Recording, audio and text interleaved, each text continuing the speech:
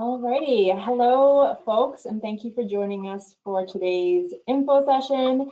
We will be talking about one of our graduate certificates at NSCC called Behavioural Interventions. My name is Jenna Phillips-Giles, and I am a recruitment coordinator for the college, and I'm very pleased to be here today. Before we begin, I will just do a few acknowledgements. So Jalasi, welcome. NSCC is located in Mi'kma'ki, the unceded territory and traditional homeland of the Mi'kmaq Nation. Our relationship is based on a series of peace and friendship treaties between the Mi'kmaq Nation and the Crown, dating back to 1725. As treaty beneficiaries, we recognize that we are all treaty people. And now I'm going to do an African Nova Scotian recognition. NSCC recognizes the African Nova Scotians as a distinct group who arrived here 400 years ago. From that time on, they have contributed to the infrastructure and economic wealth of the towns and cities they have helped to build. Let us learn more about how our respective communities were shaped by the historical contributions of African Nova Scotians to Mi'kma'ki. All right, and a few housekeeping things before we begin and get into the good stuff here. So everyone on this info session today will see this square type rectangle on the side of the left side of my screen and your screen. So you'll all see that. Everyone in the webinar today is going to be muted and your camera will be off, but you will have a chance to ask questions. So in this box rectangle thing that you will see on your screen, there is an enter question piece, and you can, if you have any questions throughout the whole webinar, whenever you feel like you want to ask, you can write that in there and I will be able to see your questions. Other folks will not. So at the end of our session today, there will be a question period and I will go through those questions and read them out to the faculty we have on our call today so they can answer your questions and you can get all the good information from them. That being said, sometimes we can't get into certain questions. Sometimes someone might have a question very specific to their own application, for instance. And so if I don't read out your question, please email us at recruitment@nscc.ca and myself or one of my colleagues will get back to you. And another thing to talk about is that today is November 25th, 2025. So all of the information during this session is accurate as of today. If you happen to see this recording after today, please go back to check the program page on our website for any accurate or up-to-date information. I think that is all. Amazing. Okay, so NSCC does have 14 different campuses across the province. And the program that we're talking about today, Behavioural Interventions, is actually at 2 of those campuses. So one, you see the Strait Area campus, which is in Port Hawkesbury over in Cape Breton. That is where one of the intakes is, and then the other one is over in the Annapolis Valley campus. Another thing you'll notice too is that both of these campuses actually do have student housing. Which is very exciting. So if you are coming to one of our campuses and you live kind of far away, there is an option to stay in student housing. The next 2 slides I have are kind of exploring what those student housing looks like. So the Annapolis Valley campus housing is actually at the Center of Geographic Sciences. So that's just down the road a little bit from the AVC campus. So this facility has 35 rooms and usually housing opens for folks around March or April every year. So if you are a student and you apply to this program and you've then been accepted, keep an eye out for around in the spring at some point, you can apply for housing. Then at the Strait Area campus, this facility is 46 rooms and it is located right in Port Hawkesbury at the Strait campus. So again, this would open sometime in the spring.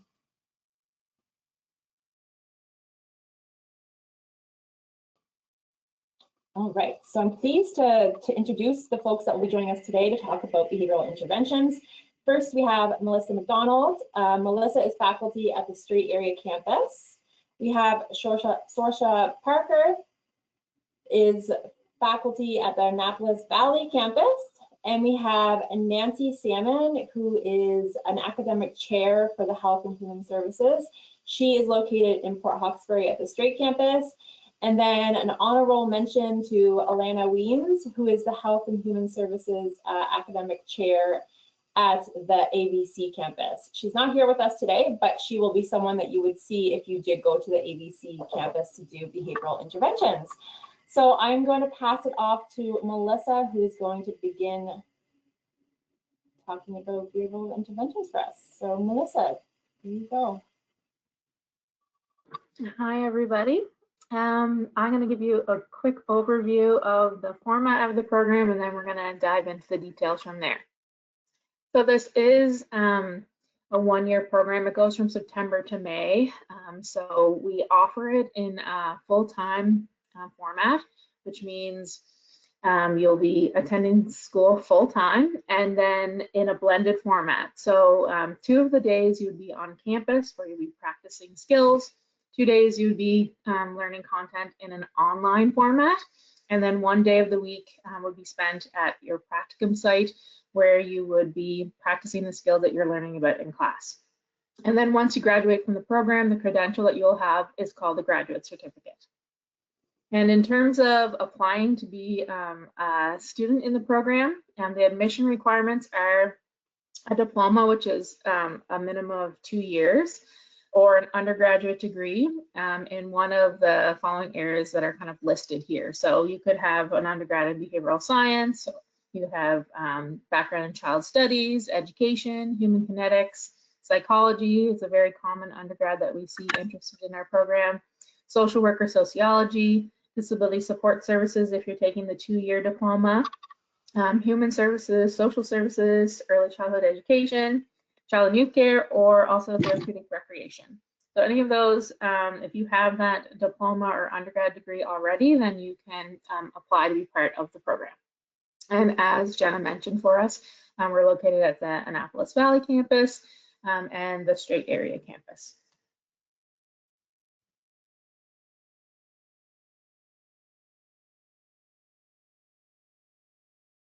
Orca, and I'm going to just explain the next little bit to you. Melissa, I'll kind of take some turns sharing with you what's going on with the program, and then look forward to answering your questions at the end. So one of the most common questions we get is, what is behavioral interventions? There's a lot of kind of maybe things that come to mind when you hear behavioral interventions, and people have a lot of different ideas what it is. So we're going to focus on like, what are we teaching our students at NSCC? What we're teaching them is that we need to be creating person-directed, respectful interventions that are tailored to improve quality of life for each individual, based on what they want in their lives, based on the places they want to go in their life. So we use person-directed interventions, and they're based out of behavioral sciences. We want to be looking at growth in skills. A lot of people hear behavior interventions and they think of us as like the people you call when there's a crisis. And for sure, we can help in a crisis. We do all kinds of stuff around crises that happen with behaviors and different things that are challenging for the people that we support. But the way that we do that is by tackling growth and skill development. So certainly we can handle a crisis, but when we're out in the field, a whole awful lot of what we're doing is building skills with the people that we work with. So growth in social, emotional skills, cognitive skills, communication, recreation, mental health pieces, basically anything that the person needs to gain some skills on or wants to gain some skills on, we can help with that using a whole lot of different supports and strategies that get tailored to the needs of the individual person as well as the environments that they're in. Within the program, we also teach students how to use assessments in order to understand the skills that are needed and how to teach them, as well as the behaviors that may be happening. We teach you how to collect data so that you can be sure that the teachings and the supports that you're using with any client are actually working, so that if they're not working, you can change them to something else, because what we're looking for is progress, and we don't want to just keep doing the same thing if something's not working. So we do have a focus on data collection that allows us to make sure that our interventions are effective and the supports that we design with people are effective. Our course uses a population-centric type of design, so we're not designing for any one specific population. We're teaching you to design supports for each individual person. So a lot of people hear behavior interventions and they think of early intensive behavior intervention, which brings their brains to kiddos who are autistic. And that's totally fine. That is a big part of what some behavior interventionists do, but it's certainly not the only population that we support.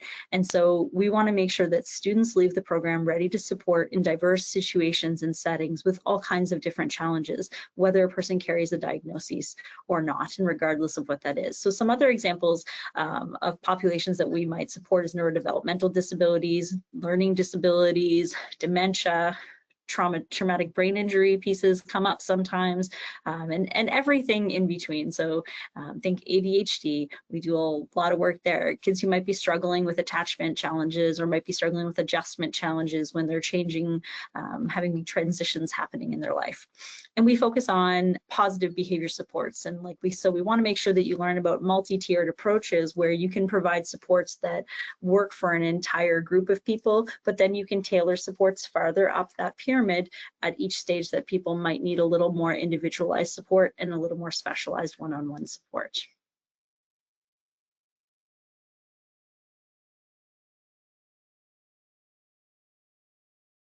One of the great benefits of this program is the hands-on learning approach that we take. So we do offer this in small classes and focus on being able to practice what you're learning in class at your practicum setting, so that you're making the connections to what you're learning and you're seeing how it can be helping an individual or client or team right there as you're learning it. So the practical learning really is about acquiring job-ready skills with your hands-on experience. So I'll talk about what that's going to look like in terms of your courses. But that one day a week where you're going to be at your practicum site, that's where you'll be practicing what you're learning in the classroom and getting feedback from your site and also from us as your faculty supervisor of how you're integrating what you're learning and applying it to help support a client. In terms of the small classes, to be a bit more specific, we have a maximum of 20. So you're going to have 20 or less students in your class. So you get to know each other really well and get to work together on activities that I'm going to get into in a bit more detail. But it is a really personalized learning environment because we're covering such practical skills and need to practice a lot. We want to have a safe, encouraging environment for you to do that in, and make sure that you're getting the opportunity to practice that in places where you may want to work. You may already be working there, or you may want to find employment options there in the future. So you do have 240 hours over the course of September to May where you will be participating in practicum activities. So you can make those connections between what you're learning in class and what you're seeing at your practicum sites.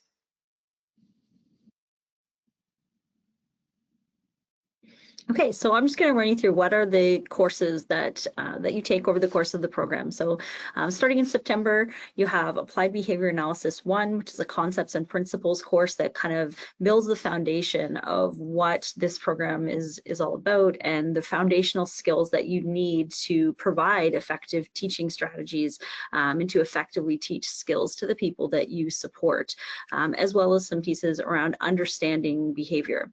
The next course that you take in semester 1 is behavior assessment, and this one, as you know, you probably guessed from the title of it, is about assessing behavior and assessing skills. And it's kind of twofold. We want to be assessing what is the meaning behind the behaviors that someone is engaging in, the things that are challenging for them, where we're starting to see things that may be disruptive to their everyday life, understanding why that's happening, because in order to design an effective support for them, we have to understand why it's happening so that we can still get whatever that need or whatever that want is met, so the person is able to carry on with the things that they want, but to be able to do it in a way that will work in the environments that they're in and that won't cause them to be limited from other places and other situations that they want to be in. Because as you can imagine, when people are engaging in behaviors that are challenging, often that means that they're being removed from environments. For example, children aren't allowed to attend school when they are engaging in challenging behaviors. Individuals who are in group homes may not be able to go out to placements that they've been at. They may not be able to do outings, different things that really shrink down the world of the people that we support. So we have to understand the reasons why. And this course is our foundational course for doing that. Both semesters, you have a neurodiversity course. Neurodiversity 1, we tend to focus mainly on like those early years and childhood years. We try to keep our focus at that point on diagnoses that begin and how they impact across childhood up to about kind of like mid-adolescence stage. And what we do is we go through a lot of different labels or diagnoses that people might carry, and we seek to understand what those actually are for individual people. So everything in both neurodiversity courses starts from a first-person voice, generally many first-person voices. So we want students learning from individuals who have experienced in a given diagnosis or a given challenge, and they're learning about it that way. It's not so much about what you might have taken in like undergrad psych courses of here's the criteria for it, here's what it looks like in a textbook. It was what's it going on in somebody's real life and how can we support them in that. We also take an ethics and professional practice course first semester, which helps you to understand the ethical code that behavior analysts have to practice within, and how to handle the challenges that may come up in your work sites, as well as what does professional practice really look like, and how do we gain those skills to be effective practitioners so that we can integrate not just with the clients that we support, but with the other multidisciplinary professionals who we work with. We often work alongside psychologists, speech language pathologists, occupational therapists, teachers, parents, disability support workers. And so we need to be able to engage in professional practice with those people. Then you have your first data course. You have a second semester, which your first data course is about learning how do you measure behavior, how do you measure skill development, how do you display that data so that people understand it, and how do you interpret that data so that you can make good decisions on how you're approaching things with your clients. Semester 1, you also have a practicum. It's about 30 hours, and in that practicum, you mainly are just getting out and getting to know a community setting and starting to learn about the populations that we support. It's not so much a clinical practicum as a get to know the field kind of practicum. And with that comes a seminar where we discuss these different experiences that students are having, and a few other things from that angle. Semester 2, you go into Applied Behavior Analysis 2, where again, we're building up on that foundation and how do we help change behaviors? How do we get even better at teaching skills? How do we, approach it if it's a more complex situation? And we basically spend second semester diving deeper into all the different ways that you can apply this and all the nuances that are needed in order to truly create person-directed supports that are going to help learners to make progress in whatever are the things that are meaningful to them. Positive behavior applications is a lot of the same kind of piece, and also still building upon that understanding of what is causing behaviors that challenge and how can we support the person to find different ways to have their needs and wants met. Then you have neurodiversity 2, largely the same as neurodiversity 1, except this semester we're focusing on adults and we're focusing all the way up to end of life. As we mentioned earlier, behavior interventionists and behavior analysts work across populations and across age groups. So we want to make sure that students have a well-rounded base of knowledge for the different people that they could be supporting so that they have a starting place when they go out there. And even if you start working with children, you want to be thinking about the fact that those children are going to grow up into adults. And so we need to think about what that's going to be like for them. And so we learn about that and we dive again into what is the experiences of individual people. Now, Safe Approaches to Supporting Behavior Crisis is a course that's specifically designed around those more complex behaviors, those more complex crisis situations that require a lot of delicacy and a lot of nuance in how you are going to approach supporting someone who is in crisis, as well as the people around them. So that gets a dedicated course all on its own. And second semester, your data course is, again, it's a little bit different. Some of it's kind of more of the same, like using it in different ways, but a lot of it is understanding the research designs that we use in order to understand the types of skills that we're working on in order to make sure they're effective when we think about how How do we make sure that we're providing evidence-based supports to people? What does that look like in the journal articles, in the peer-reviewed literature, and how does that inform our direct practice when we are out there with people? Because we should be drawing at least partially from that when we are supporting people.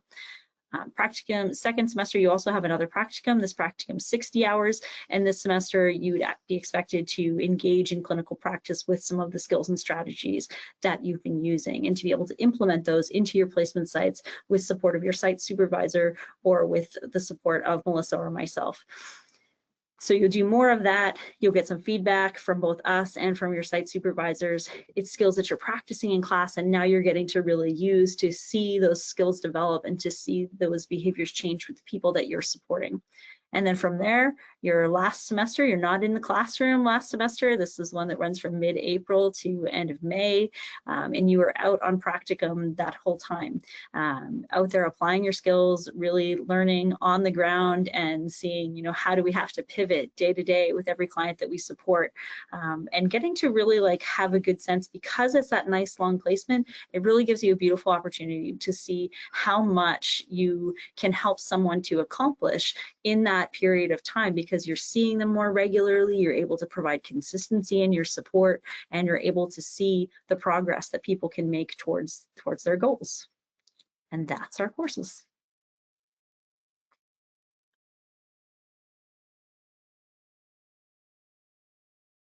So in terms of our teaching approach, we do have a lot of fun in the classroom.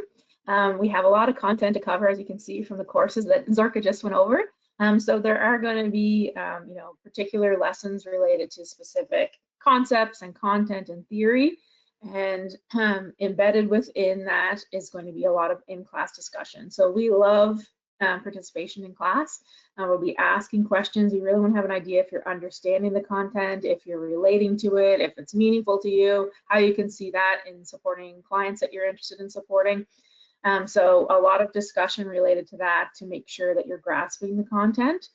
And then we embed a lot of interactive in-class activities to try to make sure that you're seeing what the skill looks like and having a chance to practice it, and seeing different examples, different ways to discuss and participate either in group or independent work to make sure that you are having a deep understanding of each of the concepts that we cover.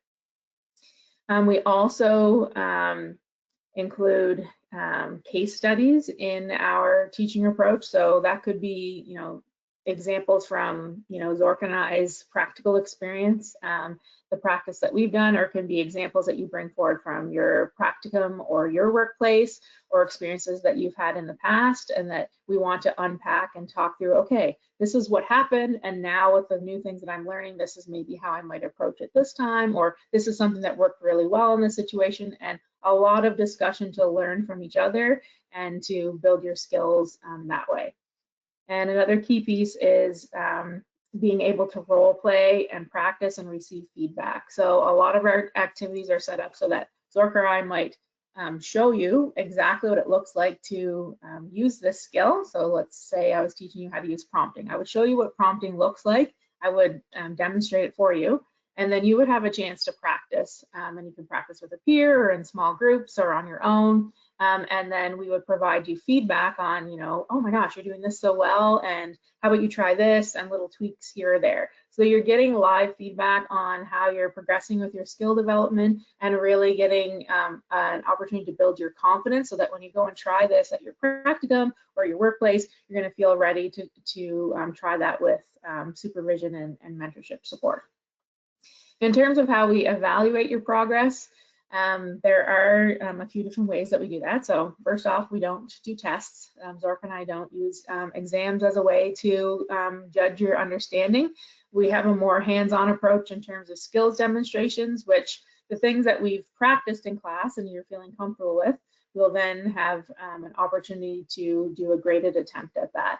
And so that you're getting clear feedback on if you're grasping the concept and what areas you may want to continue practicing a little bit more. There's also opportunity for, just like we're doing group and independent work, there are opportunities for group and individual assignments where you might, you know, put a few of your heads together to come up with a plan for a particular case or client. and then opportunities where you can individually demonstrate that you're understanding the concepts, because we work on teams a lot as behavior interventionists and behavior analysts, and so we want to make sure that we have strong group skills, but also that we have a strong understanding independently so that we are strong members of teams when we join. And we focus a lot on, in your variety of your courses, being able to create and write teaching plans. So you'll be using some writing skills in terms of being able to create individualized supports based on the assessment that you've done. Also creating individualized behavior support plans. That will be things that we practice over and over again in class so that you can practice a variety of different examples for different individuals and practice those strategies that you might be using with clients. Also, we focus a lot on kind of like you're learning a technical language when you take behavior science. So you're going to be learning some new terms that you may not have been exposed to before, or on teams that you're participating on, they may not know that language specifically. So we focus a lot on being able to not only read and write the technical aspects of it, but also be able to explain it in a plain language, like inclusive, accessible approach. So we want to make sure that we're not going into a meeting and saying, well, differential reinforcement of other behaviors and all these technical terms. Yes, you will learn those strategies and those techniques and when to use them and when not to use them and how to explain them and how to coach somebody to use those. But we also need to be able to explain what that means in everyday terms, so that if you're having a conversation with someone who's never heard of that term before, they'll be able to understand what it is that you're going to be doing. So it's a lot of practice of being able to do both sides of that. And then, of course, like Zorka mentioned, we do refer to the research to make sure that we're using evidence-based approaches. So you will get practice summarizing research and evaluated on your ability to concisely summarize research and interpret research for your data courses.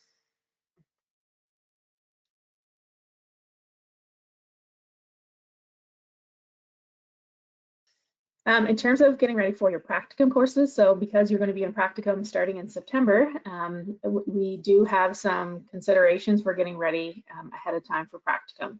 So most of the practicums that you're going to be working in, you're probably going to be supporting vulnerable populations. That's very common. And because of that, a current official criminal record check and vulnerable sector check will be required. We haven't encountered a work placement yet that hasn't asked for a current criminal record and vulnerable sector check. Knowing that, in terms of considering applying for the program, you're going to be able to set yourself up for success and participate in practicum settings if you're able to get a current criminal record check. If you're interested in working with children or minors, then you do need to get a child abuse registry check. Often the practicum sites will ask for that if you're going to be supporting children directly. So these are things that, in August, before you're getting ready to start the program, you would be able to start lining up the steps to get that completed, because you can't have it done too far in advance. Starting in August or the beginning of September would be really helpful to get you able to start your practicums on time. Also, standard first aid, so CPR level C is sometimes requested from practicum sites. We don't see that as often, but it is something that if you're going to be employed at this site, and you can be employed during your practicum hours if you would like, they would require that. So we do offer that through the college, or you can take that independently on your own time in order to have that ready to go when you graduate and you're applying for jobs. If you have any interest in working for the Health Authority or for Department of Opportunities and Social Development, you're probably going to have up-to-date vaccines. So these are listed here. They're the commonly requested vaccines that you need to be able to show the paperwork that you have the latest vaccination related to that. So this can take some time. We know it can be difficult to make appointments with your doctor or public health. So we do let you know in advance that if those are the settings you're interested in doing a practicum at, that you start thinking about booking those appointments so that you can have that immunization record up to date and ready to produce at your practicum and get started on your hours. And we're going to talk about where you can do your practicums and kind of what that looks like. So not many of them require the immunization. So it would be the health authority specifically and Department of Opportunity and Social Development, some of their programs that you would need to do that. So you can read more about it on our website. There's a lot more detailed information, but specifically what steps you need to take. And of course, Orca and I could answer or ask Nancy or Elena any questions related to what you need to have for your practicum.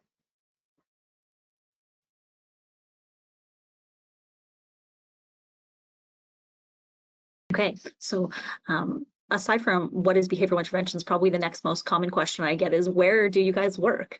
It's one that comes up a lot across the different areas that I'm in, and the short answer is, well, almost everywhere. But the longer answer, of course, is like, for BI specifically, where are our students ending up? And so the ones that people know about most commonly is EIBI, which is what we used to call early intensive behavior intervention. That's now been rolled into the provincial preschool autism services, or PPAS programs.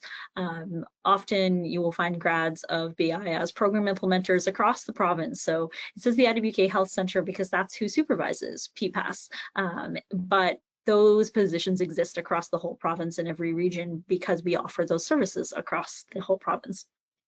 So that's a really common one. Other places that people go that are kind of similar, the developmental interventionists who work with NSCC DIS, or early intervention, which is a program that is still providing intervention and supports for very young children, but it's not to a specific diagnosis, where PPAS obviously is catering to individuals who are autistic, as well as sometimes those who have some flags that haven't yet been assessed and had a diagnosis.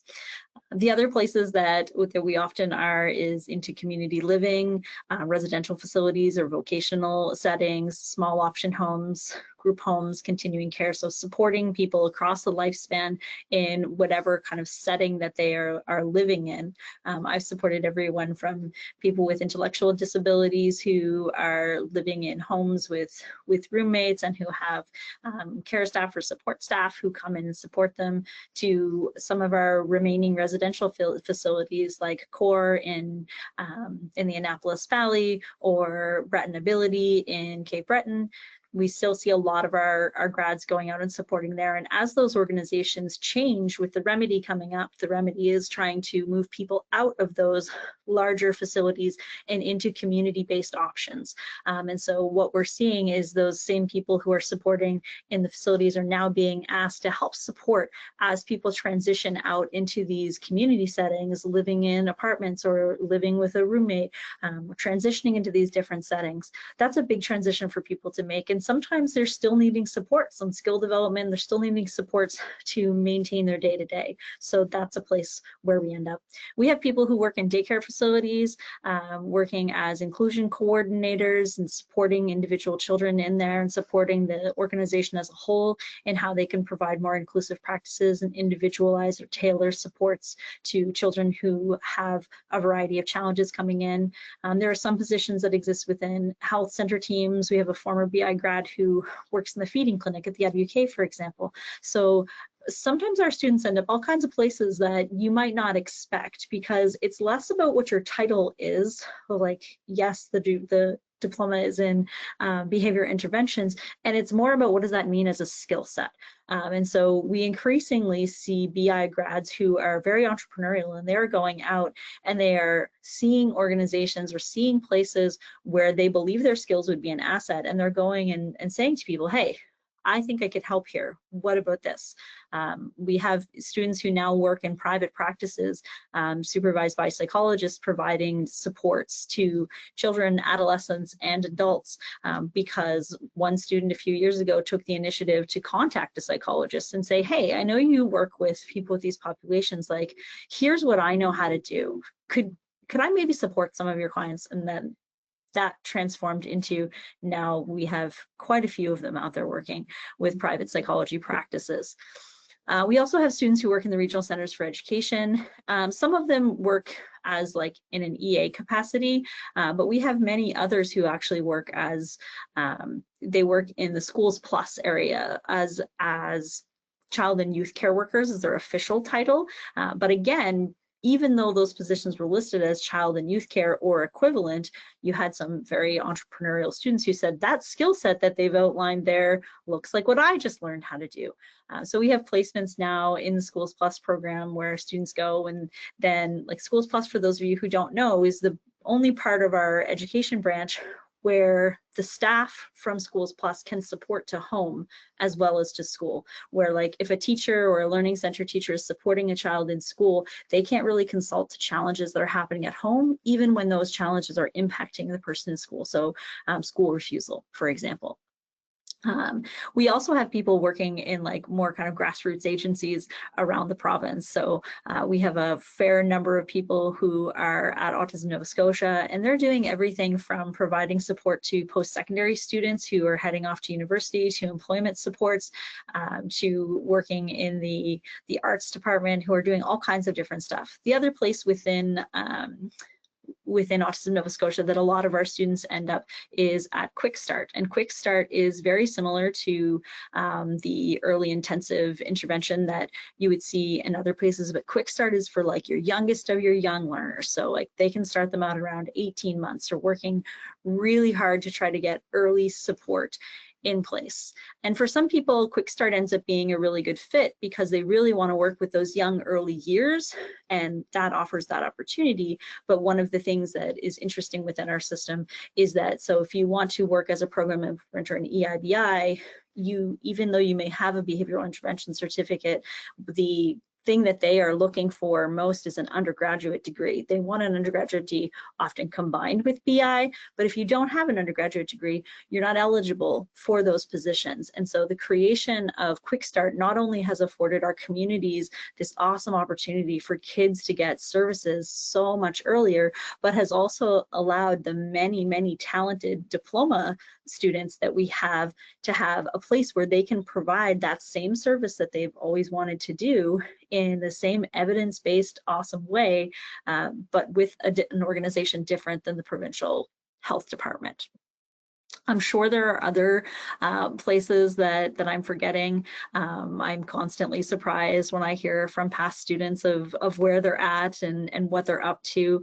I have one student who works in fly-in communities in the north, and she started doing that immediately after graduation. And very quickly they realized her skill set and started building some programs around that skill set, and has been some really cool stuff happen. So you never really know where people are going to end up, but there is certainly no shortage of opportunities out there. And in general, most of our grads are employed fairly soon after graduation. There's also other grassroots organizations like Learn and Go, where they're supporting children in after-school care, but they also run kind of like a co-schooling model where they support kids who are struggling in the school system. And they provide an adult services program where they're teaching services to adults. Similar situations, but for children, there's designated schools out there like Bridgeway Academy or Churchill Academy who support learners who have divergent needs, and our students are a great fit in there and often get practicums in there. We also have some students that go a totally different direction, and they go to support, say, at-risk youth. So we've had students working at Phoenix House and other similar organizations across the province who are supporting youth in transition, or youth who are struggling to, to be able to stay at home safely, to be able to go out and finish school, and all of these different kind of pieces. So a lot of opportunities and a lot of different things depending on student interests. We try to, as best as we can, to do placements that are according to the interests of the individual student, always, having to rely on whether there is a placement available that year from a given organization. We have great relationships with a lot of wonderful organizations, and we're always creating new partnerships when students are interested in something we haven't done before. So we try to keep it as flexible as possible for people. A common question around those placements is whether or not people have to be in a certain geographical area. The answer is no. Like, you can do your placements wherever you want around the province. It's fine. So if you're commuting to Melissa at Port Hawkesbury, but you live in Antigonish, you can do your placement there. You don't have to do it near the campus. Likewise for Middleton, some of the students who are local to the Valley do their practicums in the Valley. I've had students as far as Truro or South Shore or Yarmouth, and I have many every year that commute from Halifax. And so we try to be as flexible as we can, because what we're looking for is for you to have a good experience that will help you to see what it is you really want to do and where do you want to hone in on, and to get those experiences that will give you good connections in industry and good references that will set you up for success when you graduate.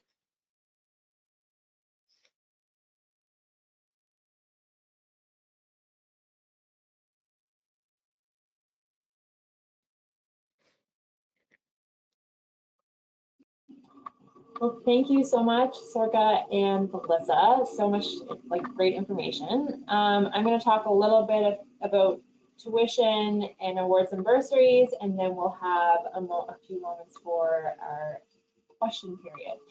So currently, this full-time graduate certificate program that is 1 year long is $5,540 for domestic students.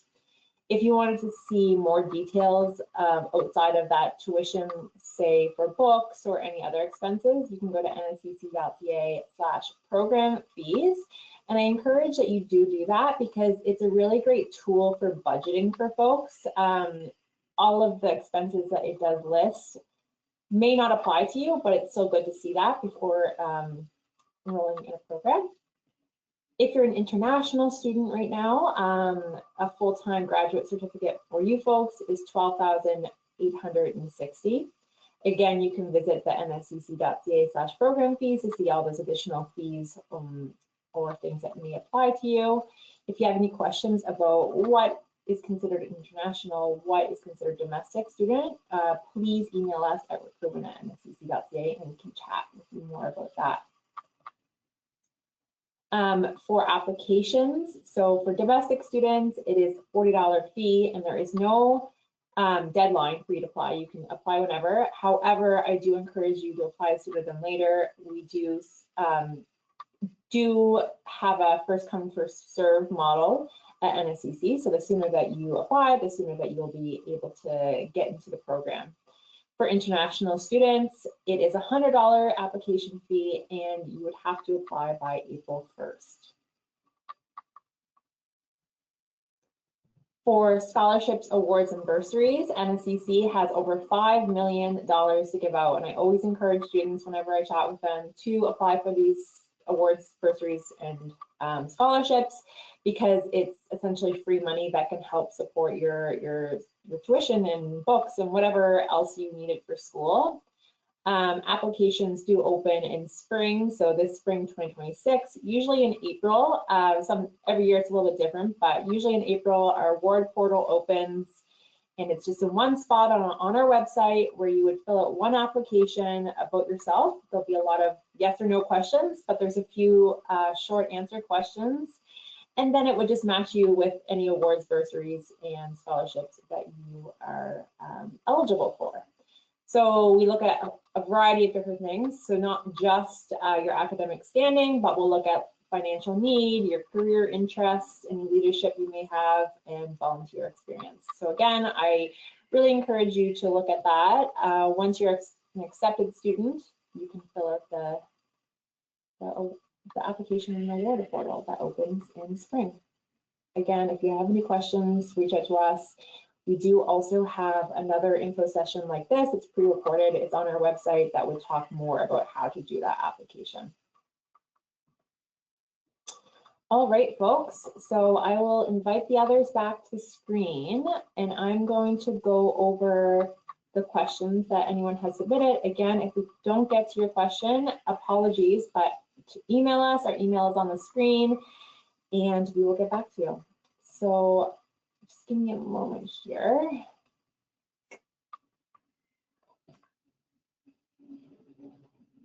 Okay, so this person's asking a little bit about the schedule. So what is the schedule like, and are the in-person days back to back, or what does that look like?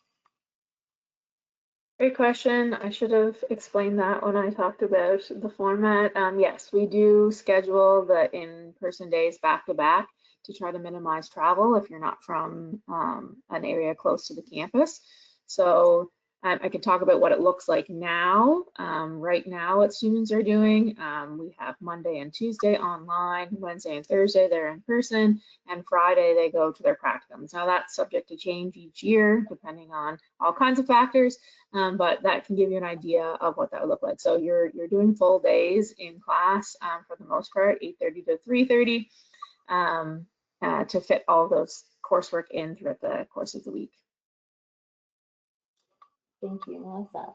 With the exception of Friday. Friday, you're not in class in general. There's one day a week where there is no classes. It's usually Friday, and that's to accommodate you being able to go out to a practicum placement.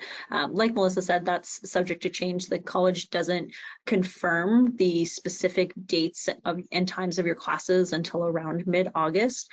But up to this point, the college has prioritized that back-to-back for the face-to-face days, knowing that that is making it easier for students.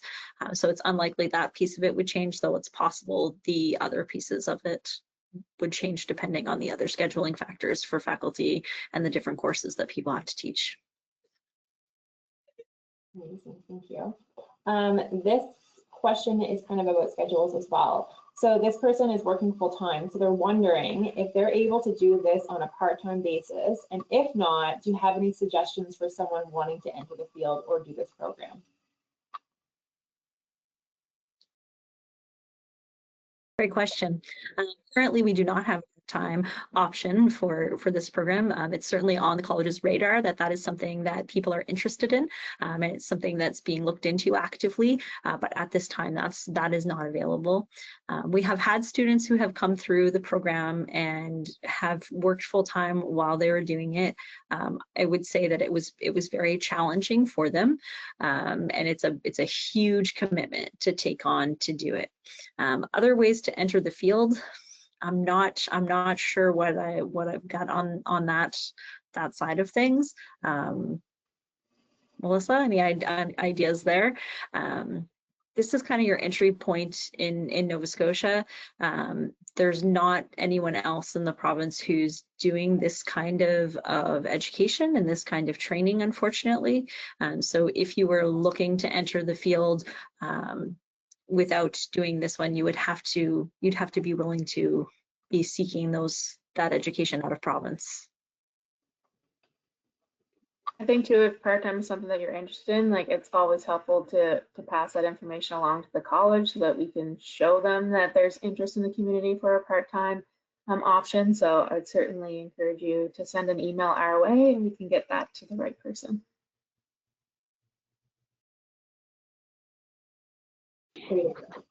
And if I can add something there too, for students who require some accommodations or support through accessibility services, there is a process of an accommodated reduction, which would mean about half the course load, but that's specifically through accessibility services. And that would be kind of in another avenue to pursue, but it wouldn't be a typical kind of part-time approach. That would be through accessibility. Okay, thank you. So this person's asking a little bit about admission requirements. So they have extensive experience working with children, but they have a Bachelor of Science. Are they considered for this program? They have taken psychology and abnormal psychology within their degree.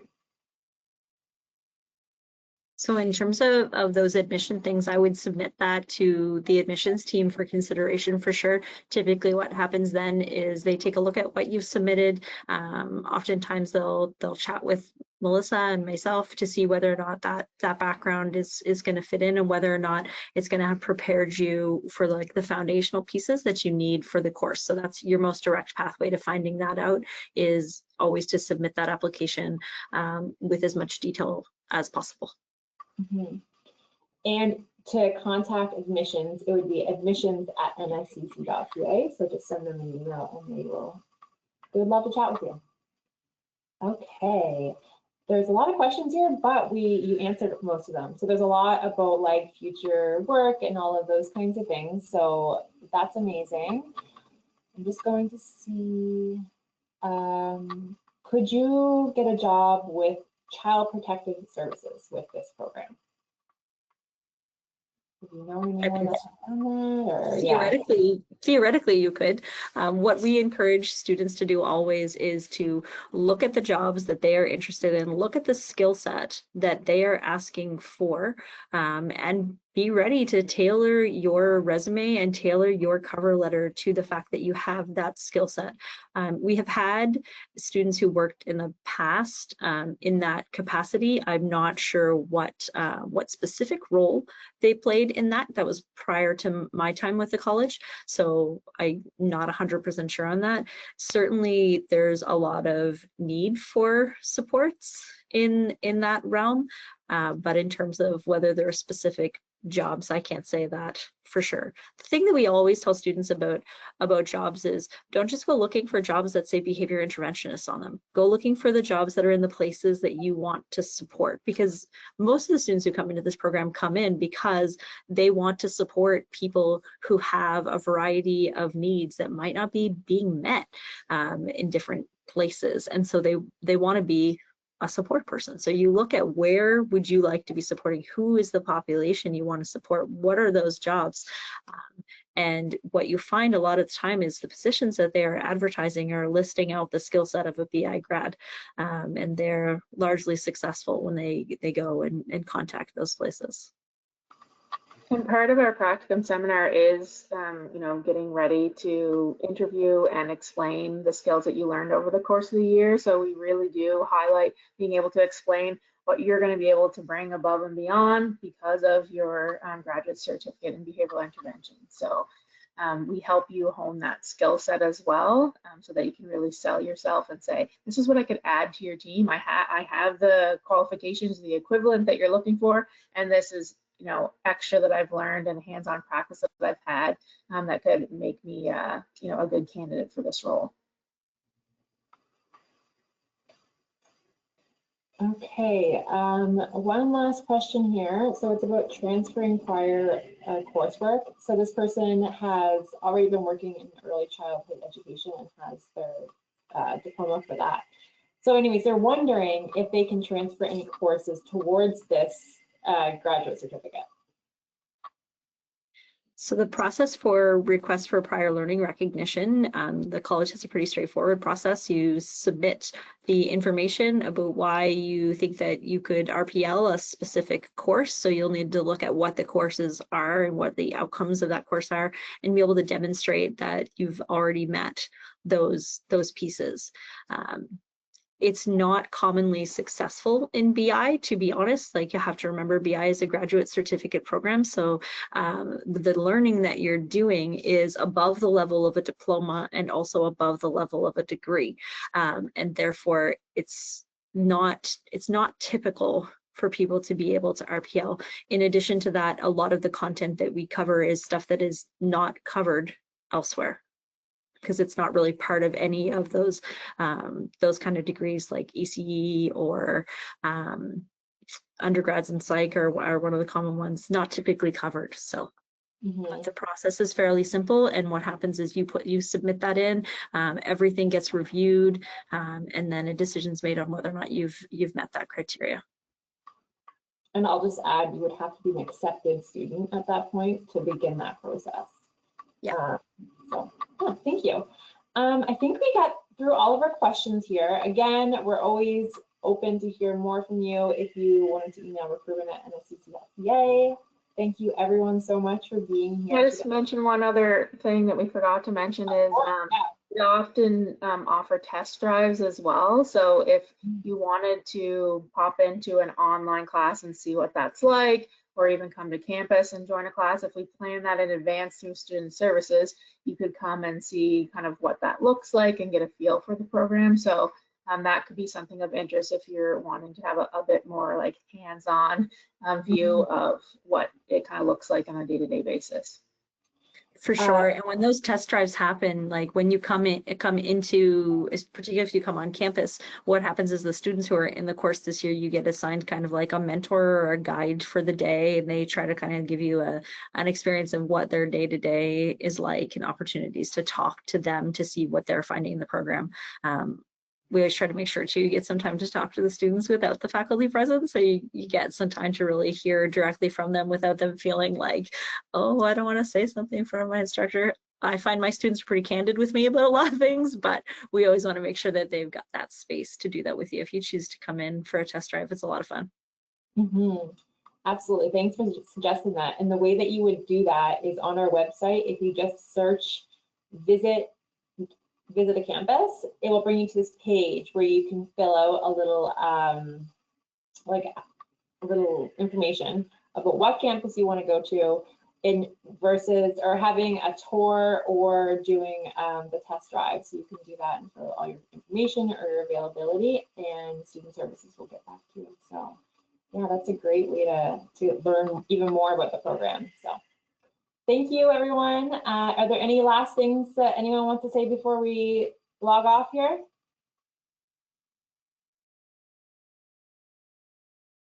Thank you.